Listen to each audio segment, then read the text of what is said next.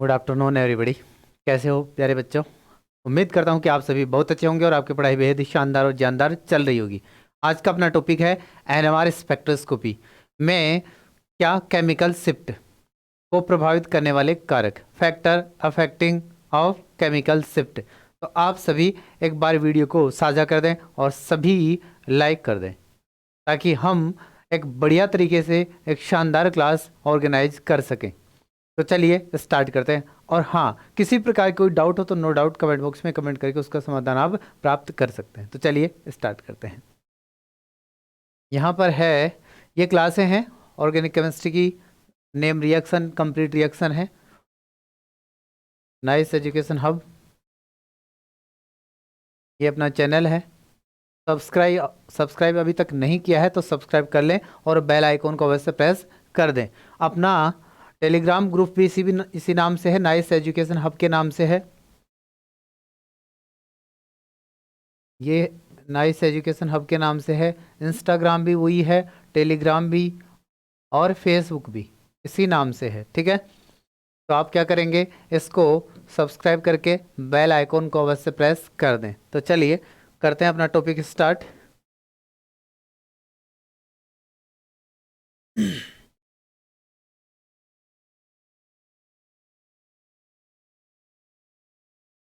Factor affecting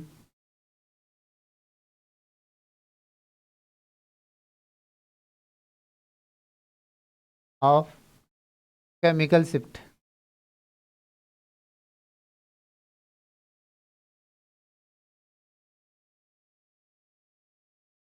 रासायनिक विस्थापन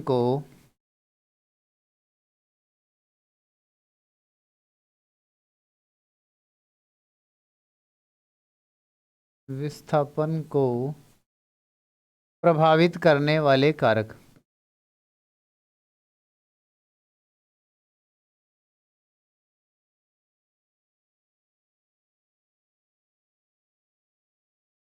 ठीक है, एक बार साझा कर दें आप सभी। किसी प्रकार कोई डाउट हो तो कमेंट कर सकते हैं आप। सॉरी।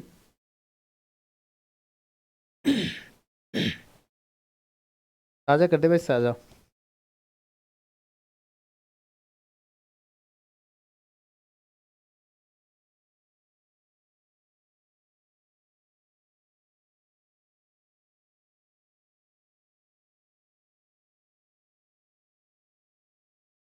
जितने अधिक से अधिक स्टूडेंट जुड़ेंगे उतना ही मज़ा आएगा पढ़ने में और पढ़ाने में।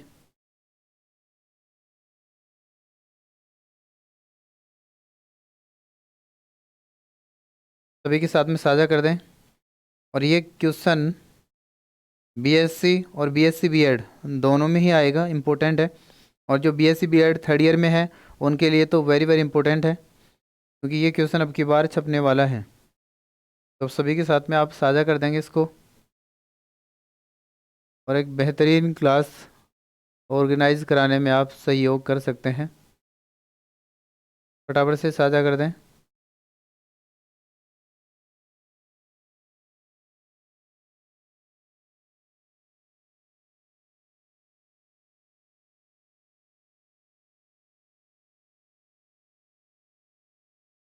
मैं भी शेयर कर देता हूँ एक बार,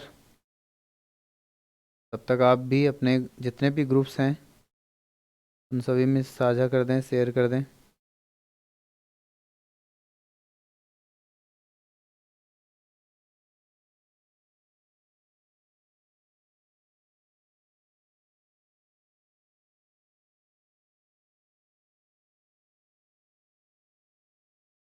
बीएससी प्रो क्लासेस, नमस्ते सर, नमस्ते, नमस्कारम।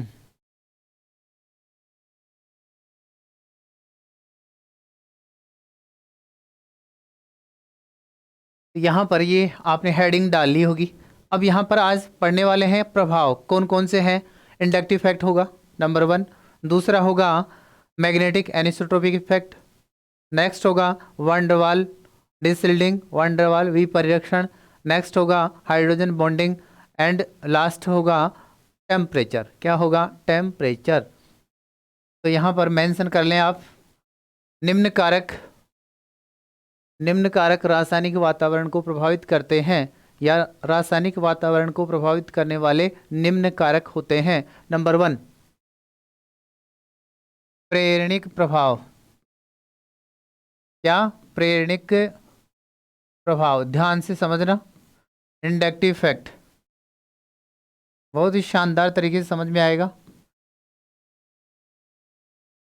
Inductive effect.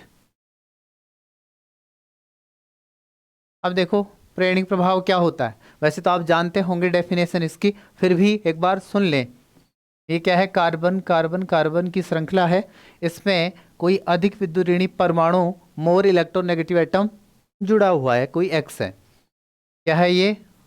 More electronegative atom, और ग्रुप्स भी हो सकता है।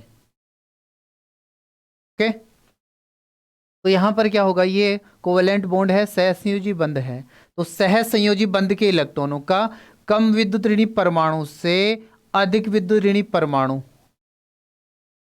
की ओर आंशिक व स्थायी विस्थापन, आंशिक व स्थायी विस्थापन, आंशिक मतलब पार्शियल एंड स्थायी मतलब स्टेबल, शिफ्ट क्या कहलाएगा? विस्थापन क्या कहलाएगा? प्रेरणिक प्रभाव। क्या कहलाएगा? प्रेरणिक प्रभाव।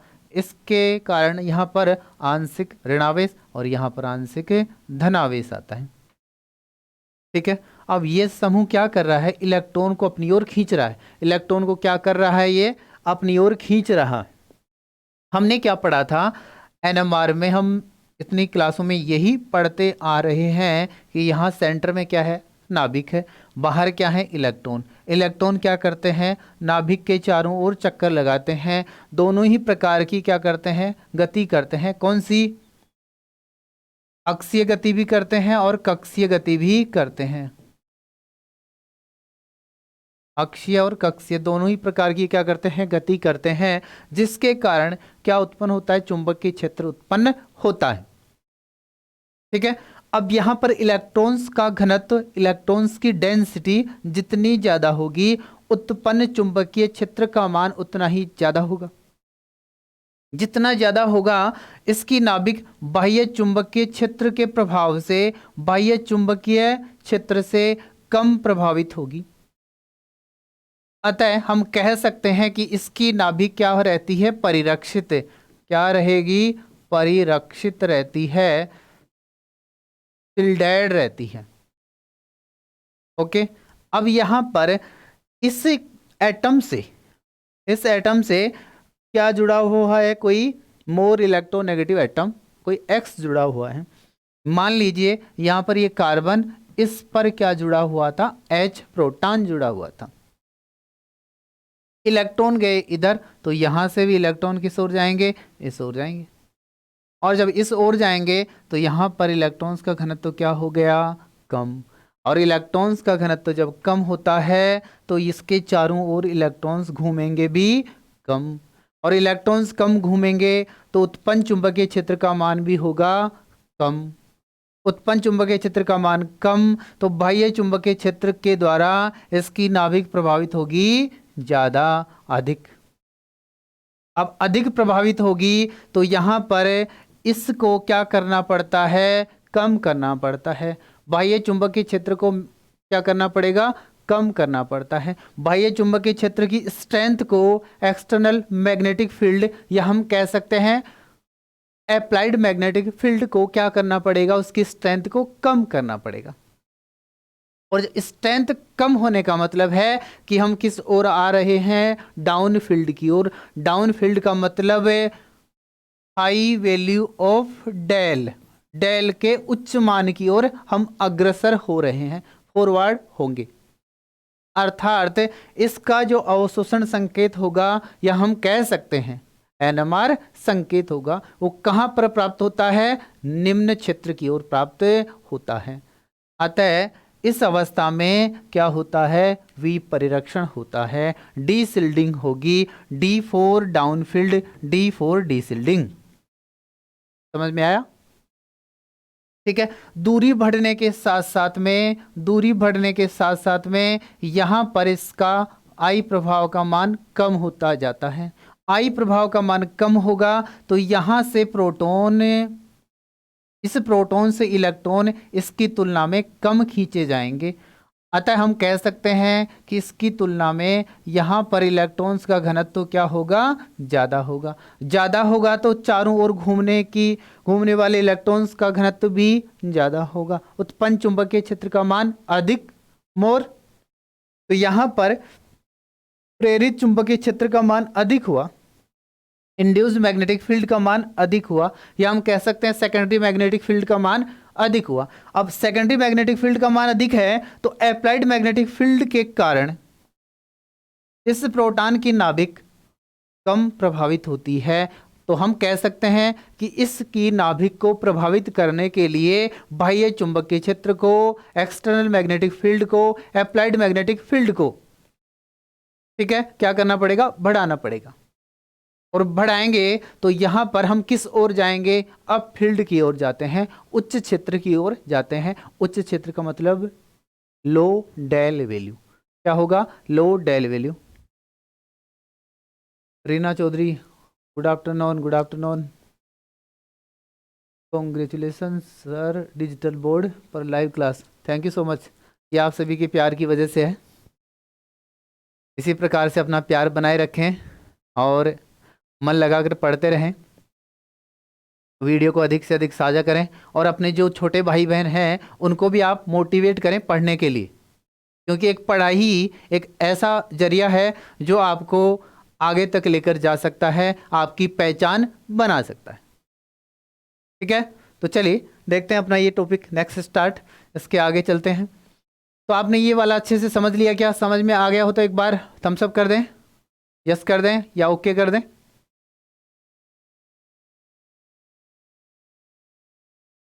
यहाँ पर देखते हैं हम, एक है CH4, क्या है CH4, एक क्या है CH3Cl। अब इसका जो डेल मान होगा 0 पॉइंट कितना होता है, 9 के समथिंग होगा, ppm में ही होगा, पार्ट पर मिलियन, और इसका होता है 3.0 ppm। एक बार बुक में और चेक कर लेना आप, ठीक है। तो यहाँ पर क्या हुआ, CH और यहाँ पर भी H, इसमें देखना CH3 और क्या है Cl, क्या हो रहा है, यहाँ पर अधिक विद्युत ऋणी परमाणु क्लोरीन है, और क्लोरीन है तो इलेक्ट्रॉन को खींचेगा। तो इसको ओपन करके मैं लिख सकता हूँ, क्या देखना इधर, H और Cl, ये इलेक्ट्रॉन को इधर खींचेगा अपनी ओर। यहाँ पर आएगा पार्शियल नेगेटिव चार्ज और यहाँ पर क्या है, पार्शियल पॉजिटिव चार्ज। समझ में आ रहा है ना, ध्यान इधर रखना। यहाँ पर जब पार्शियल पॉजिटिव चार्ज आएगा तो क्या होगा, ये इलेक्ट्रॉन इस ओर से इस ओर जाएंगे ना। अब इस ओर जाएंगे तो यहाँ पर क्या आएगा, पार्शियल पॉजिटिव चार्ज, अर्थात इस प्रोटॉन पर, इस हाइड्रोजन पर, हाइड्रोजन समझ लें आप, नहीं तो कंफ्यूज हो जाएंगे, वैसे प्रोटॉन बोल सकते हैं हम। इसमें क्या है, ये नाभिक है, एक क्या है इसमें प्रोटॉन, और एक ही क्या होता है, इलेक्ट्रॉन। अब जैसे ही इस पर क्या आएगा, आंशिक धनावेश आएगा, पार्शियल पॉजिटिव चार्ज आता है, तो क्या होगा, ये इलेक्ट्रॉन इधर जाएंगे, यानी कि यहाँ पर एक इलेक्ट्रॉन होना चाहिए, लेकिन एक इलेक्ट्रॉन से कम घनत्व होता है। अतः कम घनत्व होगा तो यहाँ पर घूमेगा भी कम, और घूमता कम है तो उत्पन्न चुंबकीय क्षेत्र, प्रेरित चुंबकीय क्षेत्र, या हम कह सकते हैं सेकेंडरी मैग्नेटिक फील्ड, या हिंदी में कहेंगे द्वितीयक चुंबकीय क्षेत्र का मान कम होगा। बाह्य चुंबकीय क्षेत्र के द्वारा अधिक प्रभावित होगी कौन है, इसकी नाभिक अधिक प्रभावित होगी। तो हमें क्या करना होता है, इसको कम करना पड़ेगा। ज़्यादा प्रभावित हो रही ना, अरे किसी बच्चे को आप डांटते हो,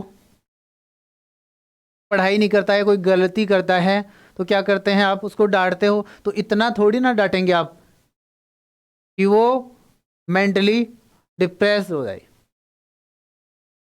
बैलेंस होगा ना। इसी प्रकार से इनमें भी क्या होना चाहिए, बैलेंस होना चाहिए। ज़्यादा होगा तो भी रेडियो विकिरणों का अवशोषण नहीं करेगी नाभिक, और कम होगा तो भी रेडियो विकिरणों का अवशोषण नहीं करेगी।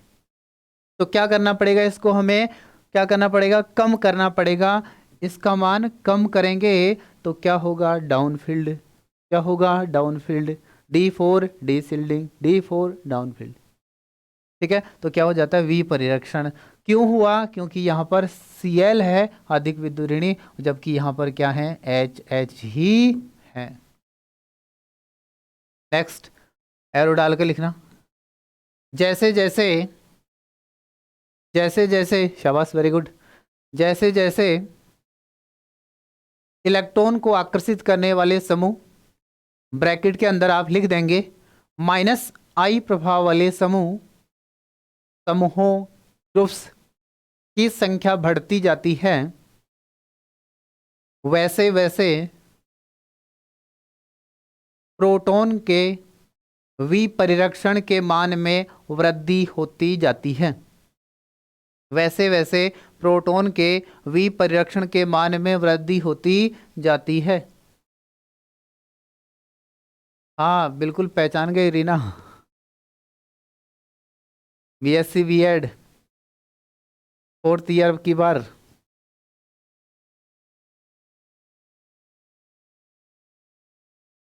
ठीक है,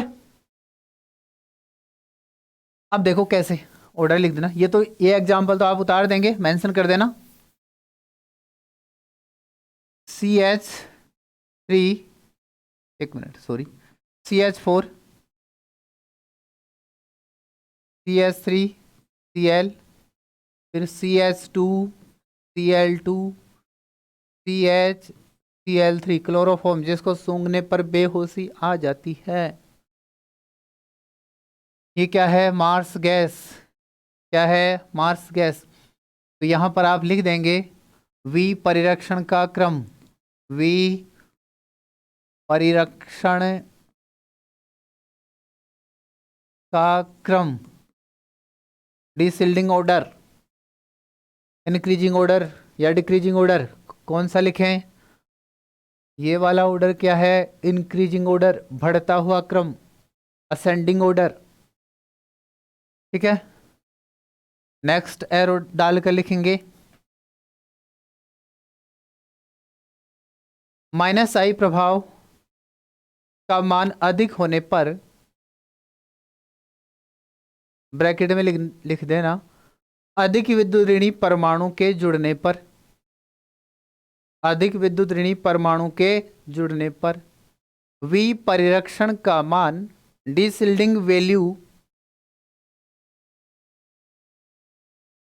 बढ़ता जाता है, बढ़ता जाता है। कैसे, देखो इधर एक अपने पास में CH3F क्लोरोमेथेन, एक क्या है, क्लोरोमेथेन। इसको तो मैं थोड़ा उल्टा लिख दूं ताकि थोड़ा अच्छा लगेगा ऑर्डर लिखने में। क्या है ये, फ्लोरोमेथेन, फूलचंद जी। ये क्या है, क्लोरोमेथेन। ये क्या है जी, ब्रोमोमेथेन। और ये क्या है, आयोडोमेथेन। आयोडो कौन है। अब देखो इधर, क्लोरीन, क्लोरीन, ब्रोमीन और आयोडीन, इलेक्ट्रोनेगेटिविटी, विद्युत ऋणता सबसे ज्यादा किसकी होगी, इसकी, उसके बाद में इसकी, और लास्ट में सबसे कम किसकी होगी, आयोडीन की। विद्युत ऋणता ज्यादा होगी तो बंद के इलेक्ट्रॉनों को अपनी ओर खींचेगा, ज्यादा अधिक खींचेगा ना, तो क्या होगा, यहां से इसको ओपन करके मैं एक बार फिर से मेंशन कर देता हूं, एक्सप्लेन कर देता हूं। ये क्या है, फ्लोरीन। अब क्या होगा, ये इलेक्ट्रॉन जाएंगे इस ओर, ज्यादा खींचेगा ना क्लोरीन की तुलना में, तो ये ज्यादा खींचेगा, तो यहां पर आ जाएगा आंशिक ऋणावेश और यहां पर आंशिक धनावेश। अब क्या होगा, यहां से ये इलेक्ट्रॉन जाएंगे ज्यादा, इस प्रोटॉन पर, इस हाइड्रोजन के पास में इलेक्ट्रॉन्स का घनत्व हो जाएगा कम, और इलेक्ट्रॉन्स का घनत्व कम होगा तो चारों ओर घूमने वाले इलेक्ट्रॉन्स की संख्या कम, प्रेरित चुंबकीय क्षेत्र, इंड्यूस्ड मैग्नेटिक फील्ड का मान होगा कम, बाह्य चुंबकीय क्षेत्र के द्वारा नाभिक होगी अधिक प्रभावित, NMR संकेत या हम कहें अवशोषण संकेत आएगा निम्न क्षेत्र की ओर, डाउन फील्ड की ओर। तो यहां पर इसका होगा डिसिल्डिंग अधिक, विपरिरक्षण होगा इसका अधिक। यहाँ पर विद्युत ऋणता कम, क्लोरीन की तुलना में क्लोरीन की इलेक्ट्रॉन को खींचेगा कम, किसकी तुलना में, फ्लोरीन की तुलना में। यहां से इलेक्ट्रॉन आएंगे कम, यहां पर इलेक्ट्रॉन रहेंगे इसकी तुलना में ज्यादा, घूमेंगे ज्यादा, उत्पन्न चुंबकीय क्षेत्र का मान अधिक, तो इसकी नाभिक प्रभावित होती है बाह्य चुंबकीय क्षेत्र के द्वारा कम। तो क्या होगा, इसका NMR संकेत आएगा उच्च क्षेत्र की ओर इसकी तुलना में। फिर इसका इसी प्रकार से, तो यहां पर आप लिख देंगे, यही ऑर्डर है विपरीक्षण का। सबसे ज्यादा विपरीक्षण किसका होगा, फ्लोरोमेथिन का। किसका होगा, फ्लोरोमेथिन का। डिजिटल FSE फ्यूचर साइंस पेटर sir, BSc B.Ed second year की एग्ज़ाम का बताने वाले थे ना। हाँ बिल्कुल बताएंगे। आप उस पोस्ट को अधिक से अधिक साझा करें, कम से कम 100 व्यक्तियों के पास में तो वो जाना ही चाहिए। 100 व्यक्ति उसको लाइक कर देंगे तो मैं आपके लिए BSc B.Ed first year second year third year तीनों के लिए एक मैराथन क्लास, महा मैराथन उसको कह सकते हैं, हो सकता है 10 घंटे की भी हो जाए कंटिन्यू, और वो तभी हो पाएगी जब कम से कम उस पर 100 लाइक आएंगे और 100 ही क्या आएंगे, कमेंट आएंगे कम से कम। क्योंकि आपको मालूम है महा मैराथन क्लास ऑर्गेनाइज करने के लिए काफ़ी कुछ करना पड़ेगा, क्योंकि 10 घंटे पढ़ाना अपने आप में एक चैलेंज होता है। तो आप क्या करेंगे, उसको साझा करेंगे, वीडियो को साझा करें, पोस्ट को साझा करें, कैसे भी करके कम से कम उस पर 100, तो बहुत ज़्यादा नहीं है, बहुत कम है ये तो। ठीक है, ये समझ में आ गया होगा। नेक्स्ट लिखेंगे, नेक्स्ट एरो डालकर लिखना। जैसे जैसे जैसे जैसे S गुणों के मान में वृद्धि होती जाती है, जैसे जैसे S गुणों के मान में परसेंट S करेक्टर गुणों के मान में वृद्धि होती जाती है, वैसे वैसे विपरीक्षण के मान में वृद्धि होती जाती है, वैसे वैसे विपरीक्षण के मान में वृद्धि होती जाती है। कैसे, इधर देखना, इसको ध्यान से समझने की कोशिश करना। CH3 CH3 CH2 CH2 CH triple bond CH। ठीक है, यहाँ पर एक इंटरेस्टिंग क्वेश्चन बनेगा और ये कॉम्पिटिटिव एग्जाम के पॉइंट ऑफ व्यू से भी वेरी वेरी इंपॉर्टेंट है। यहाँ पर संकरण कौन सा है आपको मालूम है, sp3, यहाँ पर sp2, यहाँ पर sp, यहाँ s गुण कितने हैं, टोटल होता है 100 तो 2 हैं तो 50, इसमें कितना हो जाएगा 33.33, s की बात कर रहे हैं ना कि p की, और यहाँ पर 25%। S गुण ज्यादा होंगे तो विद्युत ऋणता का मान भी होता है ज्यादा, विद्युत ऋणता का मान ज्यादा होगा तो नाभिक के चारों ओर घूमने वाले इलेक्ट्रॉन्स की संख्या होगी कम, प्रेरित चुंबकीय क्षेत्र इंड्यूस्ड मैग्नेटिक फील्ड का मान होगा कम, बाह्य चुंबकीय क्षेत्र के द्वारा नाभिक होगी अधिक प्रभावित। उसका NMR संकेत आता है डाउन फील्ड की ओर, निम्न क्षेत्र की ओर। ठीक है, याद रखेंगे D4 डाउन फील्ड, D4 डिसल्डिंग। ठीक है, लेकिन इसके अकॉर्डिंग, एक बात सुनना, इसके अकॉर्डिंग तो इसका विपरीक्षण का क्रम क्या होना चाहिए था, ये होना चाहिए था, ये होना चाहिए था, लेकिन यहां पर इसका जो ओरिएंटेशन होता है ना, अभिविन्यास, कब, जब बाह्य चुंबकीय क्षेत्र लगाया जाता है तो इसके जो प्रोटॉन हैं वो किस में आ जाते हैं, डायामैग्नेटिक रीजन में, या हम कह सकते हैं परिरक्षण क्षेत्र में, या हम कह सकते हैं प्रतिचुंबकीय क्षेत्र में। इसमें आ जाएंगे, प्रतिचुंबकीय क्षेत्र में आ जाते हैं। तो ये ऑर्डर क्या हो जाएगा अब की बार, CH3 वास्तविकता में ऑर्डर होगा ये, और एस करेक्टर के आधार पर होता है, ये ध्यान रखना। क्या हो जाएगा, सी ट्रिपल सी, और क्या हो जाएगा CH2 डबल बॉन्ड CH2। ये दोनों क्रम याद रखेंगे। एस गुणों के आधार पर ये, वास्तविकता में ये। आया मजा? 3 बज गए क्या? Reena Chaudhary sir, second grade की केमिस्ट्री के नोट्स ही हैं। Okay, thank you. देखो, सेकंड ग्रेड के नोट्स आपको मैं बोलता था कि जब मैं BSc पढ़ा रहा हूँ तो first year, second year, third year मैंने आपको पढ़ाई। वो नोट्स यदि आपके पास में हैं तो BSc का काफ़ी कुछ आपको कवर हो जाएगा, ज़्यादा कुछ पढ़ने की आवश्यकता नहीं है। ठीक है। रही बात 11th और 12th क्लास की केमिस्ट्री, तो आप चाहें तो ये वीडियो मैं अभी पढ़ाऊँगा 11th और 12th का भी, और सेपरेट यदि सेकंड ग्रेड की करना चाहते हैं तो मैं आपको झांसा तो दूंगा नहीं कि मैं आपको तैयारी करा दूंगा, क्योंकि टाइम आपके पास में है कम। तो आप क्या करेंगे, बुक्स उठाएंगे और बुक से पढ़ना स्टार्ट करें, सबसे बेस्ट तरीका है। उसमें होता ये है कि आपको काफ़ी सारे कन्फ्यूजन आएंगे।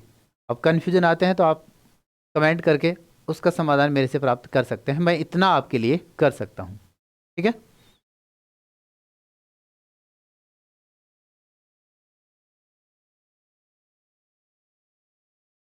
और BSc के जो टॉपिक हैं वो यहाँ से आप जितना हो सके यहाँ से कवर कर लें, और पहले जो मैंने वीडियो अपलोड कर रखे हैं वहाँ से आप हेल्प ले सकते हैं, और बुक्स आपको खरीदनी ही पड़ेंगी।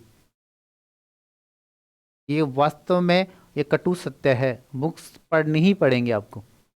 कोचिंग क्यों करते हैं हम? पास होने के लिए नहीं। BSc में हम कोचिंग इसलिए करते हैं कि परसेंटेज हमारी बढ़िया बने। अब कॉम्पिटिटिव एग्जाम के पॉइंट ऑफ व्यू से देखें तो आप उठाकर देखना, जितनी भी कोचिंग है, ये कटु सत्य है, मैं ऑनलाइन बोल रहा हूँ, पूरा पूरा का पूरा पेपर है, कहीं से भी नहीं आएगा, चाहे कोई सी बड़ी से बड़ी कोचिंग हो वहां से भी नहीं आएगा। तो फिर आता कहाँ से है? बुक से आता है पेपर। तो सबसे बेस्ट तरीका है बुक पढ़िए, लेकिन बुक पढ़ते हैं तो दिक्कत ये आती है कि वो समझ में नहीं आती है। तो इसके लिए हम क्या करते हैं, कोचिंग करते हैं।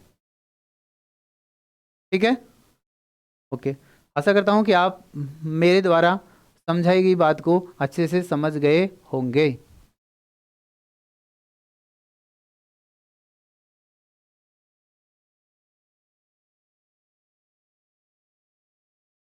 ठीक है।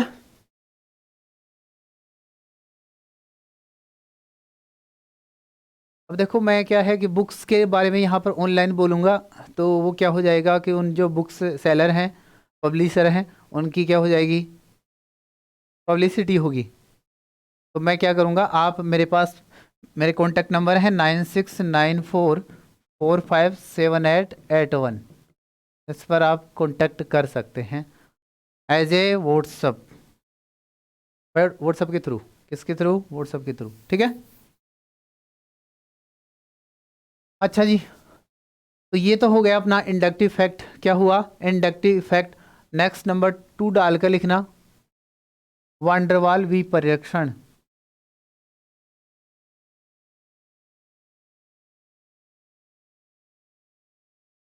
विपरीक्षण।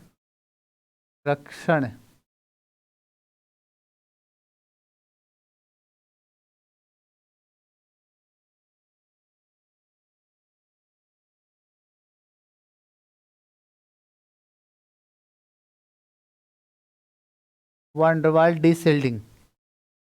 वांडरवाल का नाम तो सुना ही होगा, गैसीय अणु के मध्य लगता है। किसके अणु के मध्य? गैसीय अणु या परमाणु के मध्य क्या लगता है? वांडरवाल बल लगता है, और प्रतिघर्षण भी होता है, तो उसको क्या कहेंगे हम? वांडरवाल प्रतिघर्षण। और यहाँ पर क्या शब्द आ गया उसके आगे? विपरीक्षण। होता क्या है, जो अणु है ना, भारी अणु होते हैं या अणु होते हैं, उनमें क्या होंगे? भारी समूह भी होंगे, बल्कि ग्रुप भी होते हैं, और उसमें ही क्या प्रेजेंट है? हाइड्रोजन प्रोटॉन उपस्थित है। तो वो क्या करता है? भारी समूह है, उसका इलेक्ट्रॉनिक अब्र क्या होगा? बड़ा होगा। इलेक्ट्रॉन अब्र क्या होता है? बड़ा होता है। भारी समूह है तो उसका इलेक्ट्रॉन अब्र भी क्या होता है, बड़ा होता है। ठीक है, अब उसका इलेक्ट्रॉन अब्र बड़ा होगा और प्रोटॉन का इलेक्ट्रॉन अब्र क्या होता है, छोटा होता है। तो बड़ा क्या करता है, सदैव छोटे को प्रतिकर्षित करता है, प्रतिकर्षित होगा। बड़ा जो ग्रुप है वो उसका इलेक्ट्रॉन अब्र प्रोटॉन की इलेक्ट्रॉन अब्र को क्या करता है, प्रतिकर्षित करता है। तो प्रतिकर्षित करेगा तो उस प्रोटॉन के चारों ओर जो प्रेरित चुंबकीय क्षेत्र बन रहा है उसका मान क्या हो जाएगा, कम। उस प्रोटॉन की नाभिक बाह्य चुंबकीय क्षेत्र के द्वारा होगी अधिक प्रभावित। तो बाह्य चुंबकीय क्षेत्र का मान क्या करना पड़ता है, कम।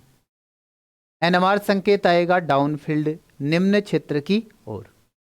अतः क्या हुआ, विपरिरक्षण, डीसिल्डिंग। क्या हुई, डीसिल्डिंग।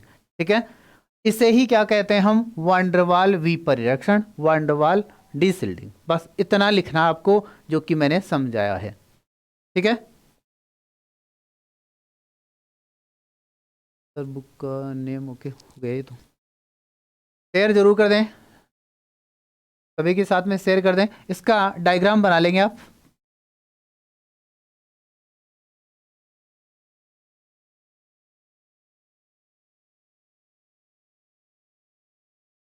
ध्यान से समझना, जब भी डबल बॉन्ड आएगा, जब भी डबल बॉन्ड आएगा तो उस टाइम में 100% नोट करके लिख लेना इसको।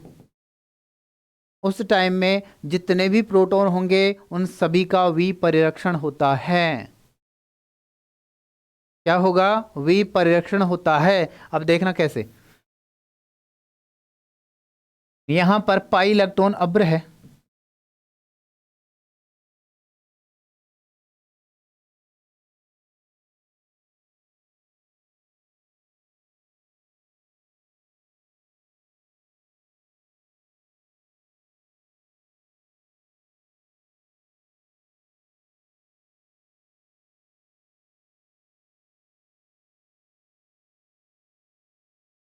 ये इस प्रकार से है।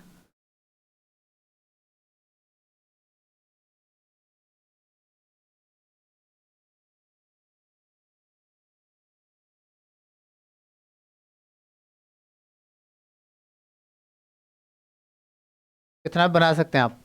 अब यहां पर देखना, इधर यहां से जो इस प्रकार से आ रही है वो है ये वाली, और यहां पर एक्सटर्नल मैग्नेटिक फील्ड कहां से लगाया गया है, नीचे से। बी नोट कहां से लगाया जा रहा है, नीचे से, दिखाई तो दे रहा है ना। और ये यूं गया, और ये, यानी कि उत्पन्न चुंबकीय क्षेत्र, प्रेरित चुंबकीय क्षेत्र और बाह्य चुंबकीय क्षेत्र की डायरेक्शन क्या हो गई, सेम। इसकी डायरेक्शन भी यूं है और इसकी डायरेक्शन भी क्या है, समान है, यानी कि पैरेलल है।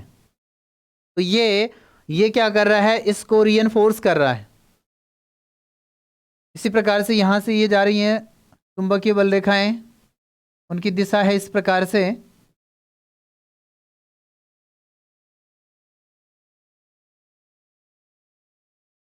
और ये यहां से इधर से होते हुए अंदर की ओर प्रवेश कर रही हैं। तो ये वाला जो क्षेत्र होता है ना, ये होता है डायमैग्नेटिक, और ये होता है पैरामैग्नेटिक। क्या होता है, पैरामैग्नेटिक। तो ये जो प्रोटॉन है ये क्या हो रहे हैं, विपरिरक्षित। क्या हो रहे हैं, डीसिल्डेड। क्या हो रहे हैं, डीसिल्डेड। ओके, इतना समझ में आ गया होगा। फिर भी यदि कोई दिक्कत हो तो बता देना। तो ये वाला समूह है ना, ये वाला समूह क्या है, बड़ा है। इसको क्या करेगा, इसका इलेक्ट्रॉन अब्र इसको क्या करता है, प्रतिकर्षित करता है। इसका इलेक्ट्रॉन अब्र क्या होगा, इसका इलेक्ट्रॉन नंबर क्या होगा, इसके द्वारा प्रतिकर्षित प्रेरित चुंबकीय क्षेत्र का मान कम होता है। तो इसका नाभिक, इसकी नाभिक क्या होती है, बाह्य चुंबकीय क्षेत्र के द्वारा अधिक प्रभावित। इसके कारण इसका एनएमआर संकेत डाउन फील्ड की हो जाएगा, निम्न क्षेत्र की ओर जाता है। ठीक है, नेक्स्ट लिखिए, नंबर 3, चुंबकीय विसमदैशिकता। चुंबकीय विसमदैशिकता,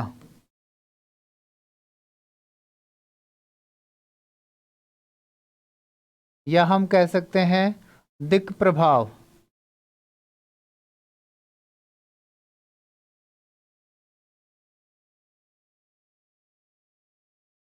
इंग्लिश में क्या कहेंगे? मैग्नेटिक एनिसोट्रोपी।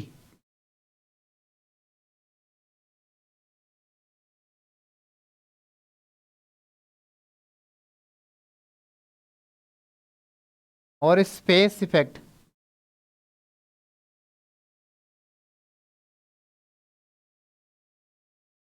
क्या होता है? आप क्या करते हैं, अणु लेंगे, ऑर्गेनिक कंपाउंड लेंगे, उसको क्या करेंगे, बाह्य चुंबकीय क्षेत्र में रखते हैं। अब रखेंगे तो वह अपने आप ही क्या होगा, या तो इस प्रकार से व्यवस्थित होगा, यदि इस ओर से आप नीचे से लगा रहे हैं बाह्य चुंबकीय क्षेत्र, तो या तो वो इसके क्या हो जाएगा, हॉरिजॉन्टल, या क्या हो जाएगा इसके वर्टिकल, या तो इसी प्रकार से हो जाएगा या इस प्रकार से होगा। समझ रहे हैं? अब यहां पर अणु कैसा है, वो अपने आप क्या हो जाता है, अभिविन्यासित होगा। क्या होता है? अभिविन्यासित होता है। अब ये अभिविन्यासित किस प्रकार से हुआ, और जिस प्रकार से हुआ उसके बाद में उस प्रोटॉन पर क्या प्रभाव पड़ा, यही कहलाता है चुंबकीय विसमदैशिकता। वापस से सुनना, अणु में प्रोटॉन अपने आप को इस प्रकार से व्यवस्थित करता है, कब? जब बाह्य चुंबकीय क्षेत्र लगाया जाता है, कि वह या तो प्रतिचुंबकीय क्षेत्र में रहेगा या अनुचुंबकीय क्षेत्र में रहता है। या आप इसको ऐसे भी समझ सकते हैं, जब अणु को बाह्य चुंबकीय क्षेत्र में रखा जाता है तो क्या होगा, पाई इलेक्ट्रॉन होंगे। पाई इलेक्ट्रॉन क्या करते हैं, जनरली क्या होंगे, पाई इलेक्ट्रॉन। पाई इलेक्ट्रॉन क्या करते हैं, घूमेंगे, घूमेंगे, घूर्णन करेंगे, रोटेशन करेंगे। रोटेशन करेंगे तो क्या होगा, प्रेरित चुंबकीय क्षेत्र उत्पन्न होगा। अब प्रेरित चुंबकीय क्षेत्र की डायरेक्शन क्या है, बाह्य चुंबकीय क्षेत्र के अनुदिश है या अगेंस्ट है, उसके विपरीत है। यदि उसके अनुदिश है तो वह क्षेत्र क्या कहलाएगा, वह क्षेत्र कहलाएगा अनुचुंबकीय क्षेत्र। कौन सा? Paramagnetic anisotropic. ठीक है, क्या होगा, पैरामैग्नेटिक क्षेत्र होगा, और उसमें जो प्रोटॉन उपस्थित होगा वह क्या होता है, विपरीत, क्योंकि सेम डायरेक्शन। तो इस प्रकार उत्पन्न प्रभाव क्या कहलाएगा, पैरामैग्नेटिक एनिसोट्रोपी इफेक्ट। और यदि डायरेक्शन क्या होती है, अपोजिट होगी, तो वह क्षेत्र क्या कहलाएगा, प्रतिचुंबकीय क्षेत्र। इसमें प्रोटॉन उपस्थित होगा, उसका क्या होगा, परिरक्षण। क्या होगा, परिरक्षण। और इसे कहेंगे हम प्रतिचुंबकीय विसमदैशिकता प्रभाव, डायमैग्नेटिक एनिसोट्रोपी इफेक्ट। समझ गए? तो लिखना है इसमें, या लिख लेंगे आप? एक बार कमेंट करके बता देना, लिख लेंगे या मैं लिखवाऊं? रीना चौधरी क्या कह रहे हैं, सब 2 से 3 दिन में।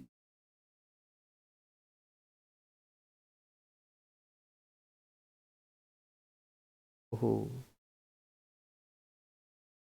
रीना जी हमने कॉलेज ड्रॉप कर दिया है, कॉलेज छोड़ दिया हमने, तो आप कॉलेज में हमसे नहीं मिल पाएंगे। हम आजकल ऑनलाइन है, ऑनलाइन ही मिल पाएंगे। ठीक है, तो इसके लिए हमें बेहद खेद है कि आप कॉलेज में आएंगे पर हम मिल नहीं पाएंगे। बताएं, लिख लेंगे या मैं लिखवाऊं? इसका मतलब आप लिख लेंगे, नहीं बोल रहे तो यहाँ पर आप मेंशन करेंगे, जब अणु को जब अणु को बाह्य चुंबकीय क्षेत्र में रखा जाता है तो विशेषतः पाई इलेक्ट्रॉन के घूर्णन से उत्पन्न प्रेरित चुंबकीय क्षेत्र प्रयुक्त चुंबकीय क्षेत्र की दिशा के अनुदिश या विपरीत हो सकता है,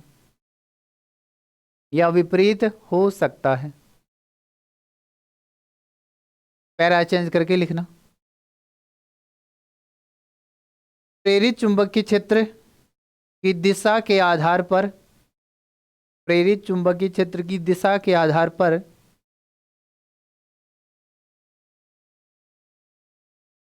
दो प्रकार का चुंबकीय क्षेत्र उत्पन्न होता है। दो प्रकार का चुंबकीय क्षेत्र उत्पन्न होता है। तथा प्रोटॉन पर बाह्य चुंबकीय क्षेत्र के प्रभाव के कारण दो प्रकार का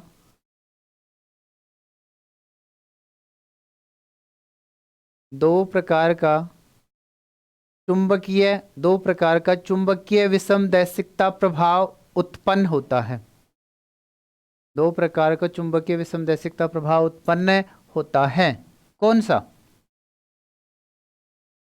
ए लिखेंगे प्रति चुंबकीय विसमदैशिकता,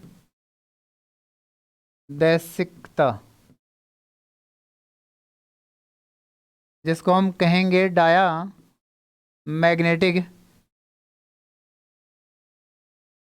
डायामैग्नेटिक एनिसोट्रोपी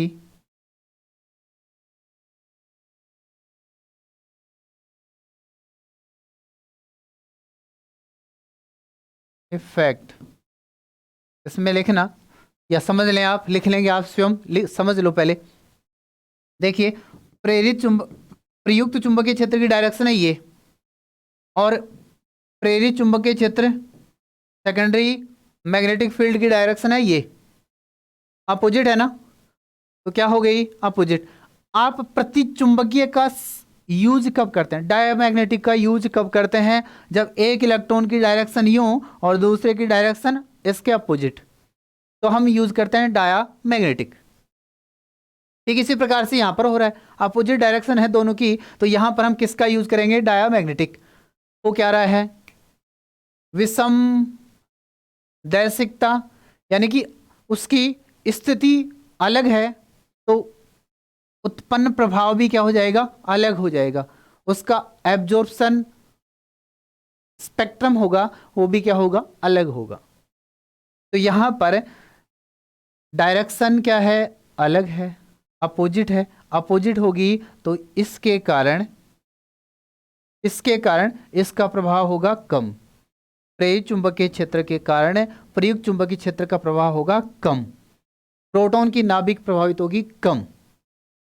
अधिक प्रभावित करने के लिए इसके मान को बढ़ाना पड़ेगा, और मान बढ़ाएंगे तो इसका एनएमआर संकेत किस ओर जाएगा? उच्च क्षेत्र की ओर जाता है। अतः इसे हम डायामैग्नेटिक एनिसोट्रोपी इफेक्ट कहते हैं। बस हो गया। इसके एग्जाम्पल लिखिए। इसका एग्जाम्पल लिखेंगे आप, बहुत ही शानदार एग्जाम्पल है, मजा आ जाएगा आपको इसमें। ये क्या है? अपनी एसिटिलीन। क्या है? एसिटिलीन। गौर से देखना इसको, काफी बुक में इसको ओरिजेंटल लिखा जाता है, काफी में वर्टिकल। कंफ्यूज ना हो आप।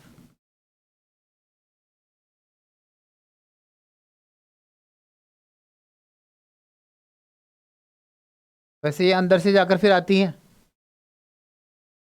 अब यहां हमने एच नोट, इट मीन्स बाह्य चुंबकीय क्षेत्र, यदि हमने इधर से लगाया तो ये क्या हो जाएगा? खड़ा हो जाएगा इस प्रकार से। ठीक है। और यदि यहां से लगाया तो जैसे मैंने बनाया है वैसे रहेगा, बी नोट या एच नोट। ठीक है। या इस प्रकार से यहां से लगाएंगे, सोर्स से लगाएंगे तो कैसे हो जाएगा? ये इस प्रकार से लेट जाएगा ये। अब क्या होता है? इसमें जो चुंबकीय क्षेत्र उत्पन्न हो रहा है उसकी डायरेक्शन क्या है? इसमें यहां पर, अर्थात जो प्रोटॉन है वो कहां पर है? परिरक्षण जोन में, डायामैग्नेटिक जोन में है। और ये चला गया यूं,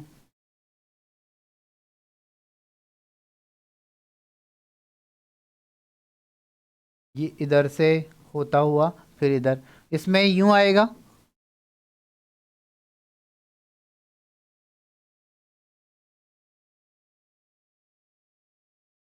डायरेक्शन सही लिखेंगे, इस बात का ध्यान रखना। डायरेक्शन यदि आपने गलत लिख दी तो क्वेश्चन का आंसर ही गलत हो जाएगा। ठीक है।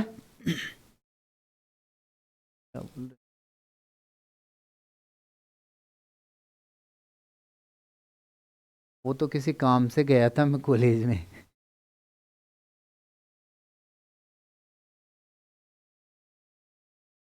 ठीक है। अब यहाँ पर ये जो प्रोटॉन है यहाँ पर मेंशन करेंगे आप, बढ़िया नंबर लाने हैं तो मेंशन करना ही पड़ेगा आपको।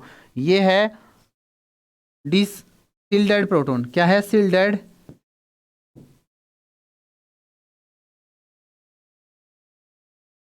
सिल्डेड प्रोटॉन। और ये जो क्षेत्र है ना, ये क्षेत्र, ये वाला क्षेत्र जो है, ये क्या है, डायमैग्नेटिक रीजन।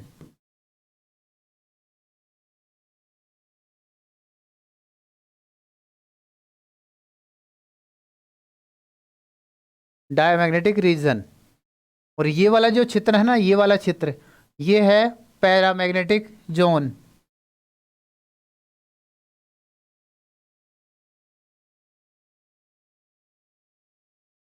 या रीजन। ये वी परिरक्षित क्षेत्र है और ये क्या है, परिरक्षित क्षेत्र है। इसका स्क्रीनशॉट ले लें फटाफट से, इसका स्क्रीनशॉट ले लीजिए फटाफट से।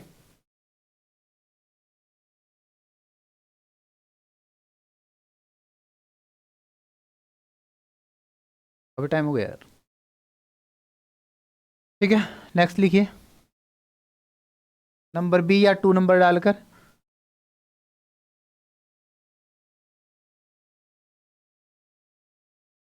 अनुचुंबकीय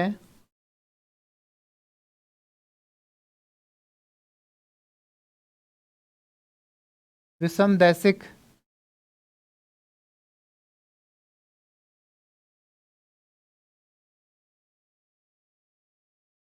अनुचुंबकीय विषमदैशिकता, पैरामैग्नेटिक एनिसोट्रोपी।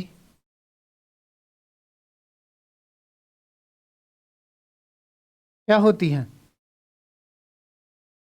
इसमें, आप मेंशन कर सकते हैं या समझ सकते हैं। जब प्रोटॉन है ना, जो प्रोटॉन,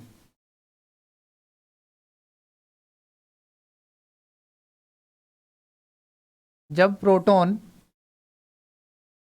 किस क्षेत्र में उपस्थित हो, पैरामैग्नेटिक क्षेत्र में उपस्थित हो, या हम कह सकते हैं जब प्रयुक्त चुंबकीय क्षेत्र और प्रेरित चुंबकीय क्षेत्र की दिशा एक ही ओर होती है, तो उसे कहते हैं हम क्या, अनुचुंबकीय क्षेत्र। क्या कहेंगे, अनुचुंबकीय क्षेत्र। और अनुचुंबकीय क्षेत्र में प्रोटॉन विद्यमान होता है तो उसकी नाभिक बाह्य चुंबकीय क्षेत्र के द्वारा अधिक प्रभावित होती है, जिसके कारण उसका एनएमआर संकेत निम्न क्षेत्र की ओर आता है। इसे हम कहेंगे अनुचुंबकीय विषमदैशिकता प्रभाव। क्या कहेंगे, अनुचुंबकीय विषमदैशिकता प्रभाव। और यहाँ पर क्या है, द्विबंध। और द्विबंध जब भी होगा, प्रोटॉन का विपरीक्षण होता है। प्रोटॉन का क्या होगा, विपरीक्षण होता है। यहां से हमने क्या लगाया, बाह्य चुंबकीय क्षेत्र, एक्सटर्नल मैग्नेटिक फील्ड नीचे से, इसका उत्पन्न चुंबकीय क्षेत्र है, उसकी डायरेक्शन कुछ इस प्रकार से होगी।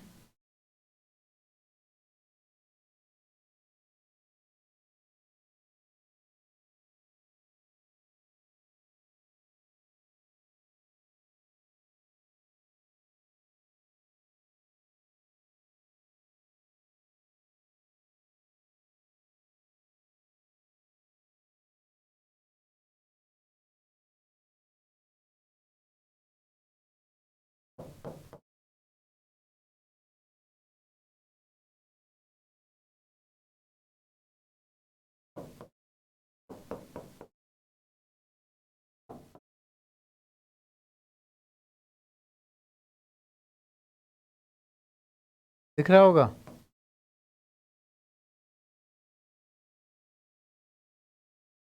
अच्छा, ठीक है। अब इसमें क्या होगा,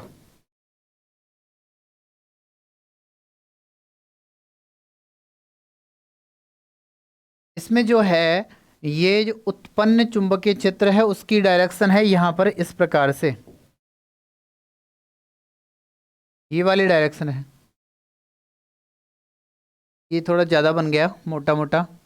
इसमें डायरेक्शन क्या है, यूं इस प्रकार से है। इसको सुंदर आप बना देंगे।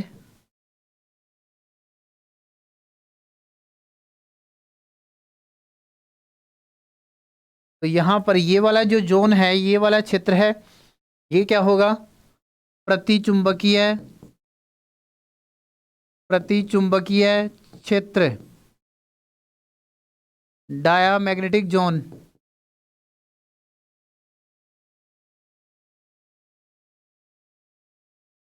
और ये वाला जो क्षेत्र है, ये क्या होगा? Paramagnetic zone.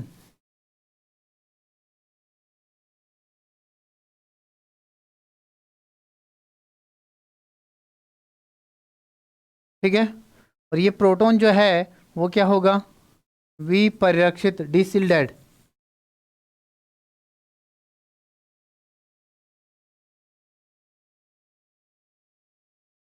क्या होगा? डिसिल्डेड प्रोटॉन। ओके, इसका स्क्रीनशॉट ले लेना। जितने भी डबल बॉन्ड होंगे उन सभी में प्रोटॉन सारे के सारे क्या होंगे? विपरिरक्षित होंगे। और इसी प्रकार से डायग्राम बनाना है। अब यदि आपके माइंड में आ रहा हो कि इसको खड़ा बना दे तो बना सकते हैं, लेकिन वहां पर चुंबकीय क्षेत्र इस ओर से लगाना पड़ेगा, यूं करके। ठीक है, नेक्स्ट लिखना, हाइड्रोजन बंध।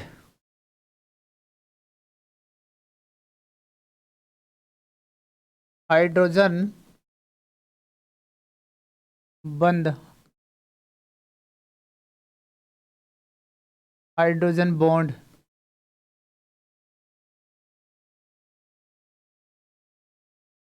आपको मालूम है हाइड्रोजन बॉन्ड कब बनता है? जब हाइड्रोजन परमाणु दो अधिक विद्युत परमाणु FON के मध्य उपस्थित होता है तो हाइड्रोजन बंध का निर्माण होता है।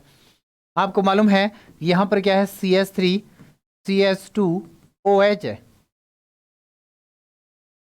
ठीक है, यदि यह शुद्ध अवस्था में होता है, क्या होता है? शुद्ध अवस्था में होगा तो यहां पर दूसरा और अणु होगा। किसका? एथेनॉल का ही, इसका ही भाई दूसरा होगा। तो यहां पर क्या होगा? C2H5, ये अधिक विद्युत है।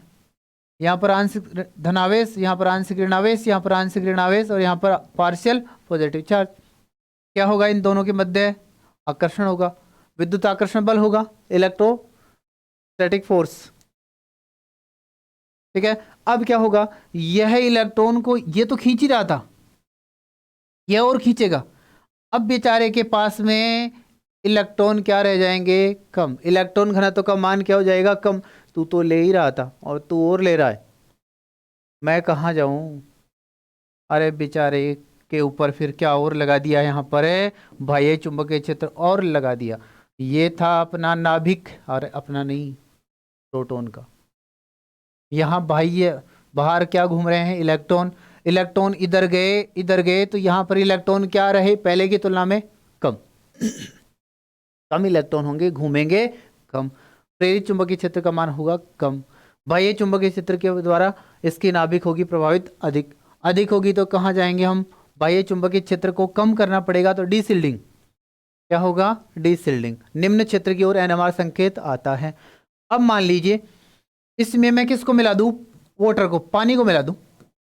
पानी का मतलब H2O, इसको मिलाऊंगा तो भी क्या होगा? यहां पर हाइड्रोजन बंध बनेगा। लेकिन यहां पर मिला देता हूं मैं CCl4, कार्बन टेट्रा क्लोराइड, या बेंजीन। अब क्या होगा? ये थोड़े दूर दूर जाएंगे क्योंकि इनके बीच में ये आएंगे। क्यों आएंगे? क्योंकि इसकी मात्रा बढ़ेगी तो ये क्या होंगे? इनके मध्य जो बंध है वो क्या होंगे? कमजोर होंगे। तो क्या होगा? तो यहाँ पर ये बंध कमजोर होगा तो इलेक्ट्रॉन को खींचेगा कम। कम खींचेगा तो यहाँ पर इलेक्ट्रॉन रहेंगे अधिक। इलेक्ट्रॉन अधिक रहेंगे तो घूमेंगे अधिक। घूमेंगे अधिक तो प्रेरित चुंबकीय क्षेत्र क्षेत्र का मान होगा अधिक। बाह्य चुंबकीय क्षेत्र के द्वारा प्रभावित होगा कम, तुलनात्मक रूप से। अतः इसका NMR संकेत पहले की तुलना में अब फील्ड की ओर आता है, उच्च क्षेत्र की ओर आएगा। ओके, तो हाइड्रोजन बंध के कारण क्या होता है? हाइड्रोजन बंध के कारण डीसिल्डिंग होगी। क्या होती है? डीसिल्डिंग होती है। लेकिन ध्यान रखना, एक होता है अंतः अणुक, क्या होता है? अंतः अणुक, और एक होता है अंतर अणुक। जिसको हम अंतराणुक भी बोलते हैं। ये इंट्रा है और ये इंटर है।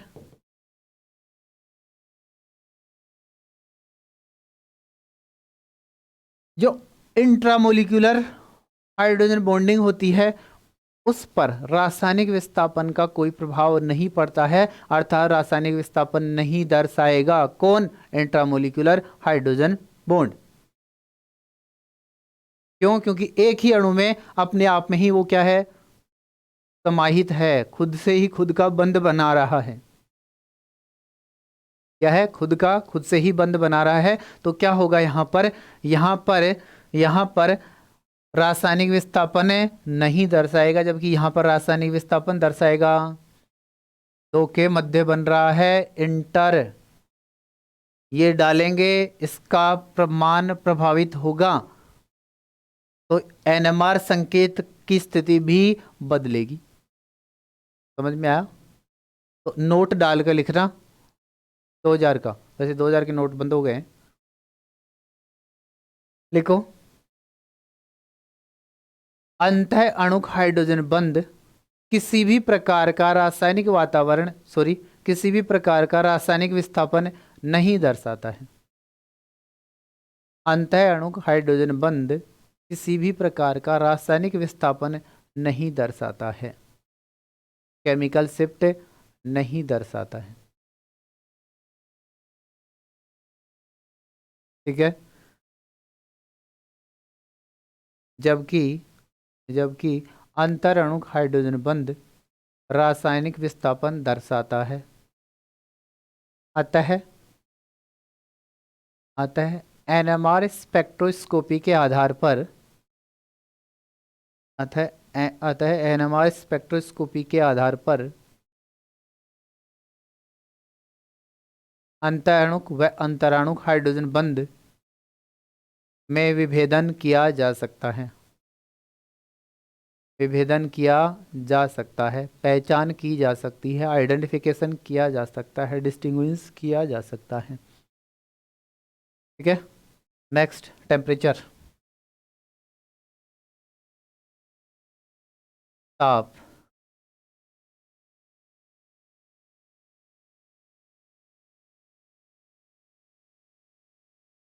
अब देखो क्या होता है, इधर देखना। अरे ये तो पूरा खत्म हो गया क्या? C2H5OH, यहाँ पर क्या है?